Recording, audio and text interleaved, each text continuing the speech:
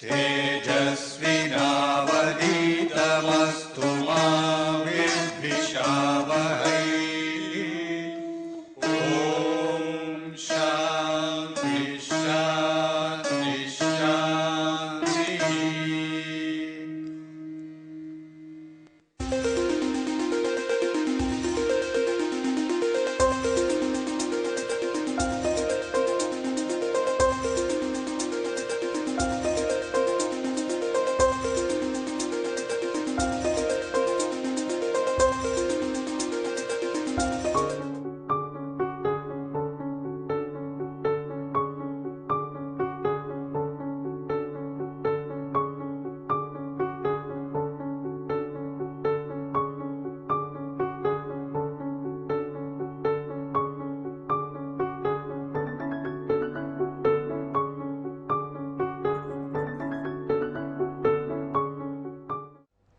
Today we will look at solving linear programming problems.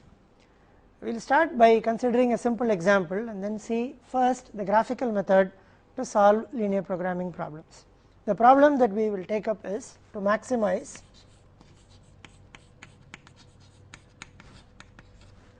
(6x1 plus 5x2) subject to x1 plus x2 less than or equal to 5, 3x1 plus 2x2 less than or equal to 12, x1 x2 greater than or equal to 0. You may recall that this is the problem that we formulated in our first example. We will first see the graphical method to solve this. So, I am sure you would have learned how to draw graphs corresponding to inequalities earlier. We will do that. Now, let us first try to represent both these constraints in the form of a graph. We call this x1 and x2. We are only looking at the first quadrant because we have both x1 and x2 greater than or equal to 0. So, we will not look at the remaining 3 quadrants. So, we first try to represent x1 plus x2 less than or equal to 5 in the form of a graph.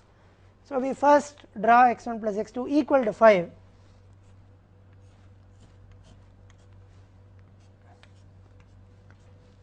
So, we try to identify 2 points that are on the line x1 plus x2 equal to 5.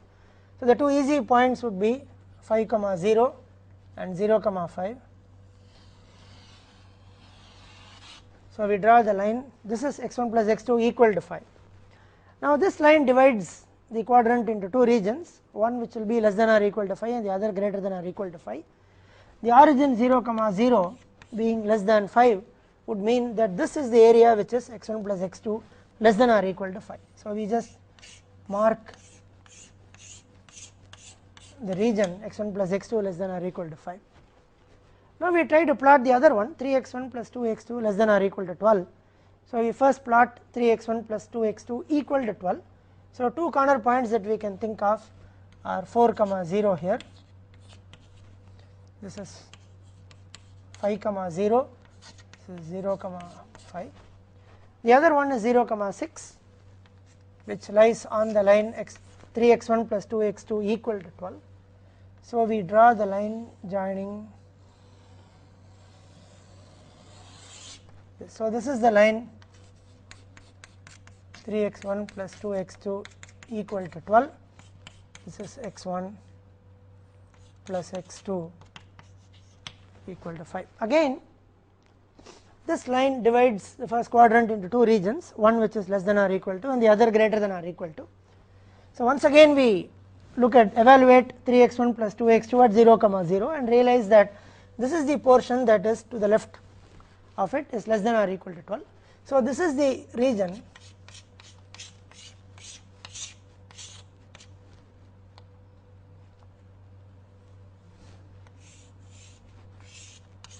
which is 3x1 plus 2x2 less than or equal to 12. You can see this on the graph sheet as well here. You find that the first one is between 5 0 and 0 5, the other one is between 4 0 and 0 6 which is shown here. The shaded region shown in this figure is actually the region that is common to both these constraints, this constraint as well as the other, and that alone is shown here in the shaded form. So, in this graph you will see that this represents the region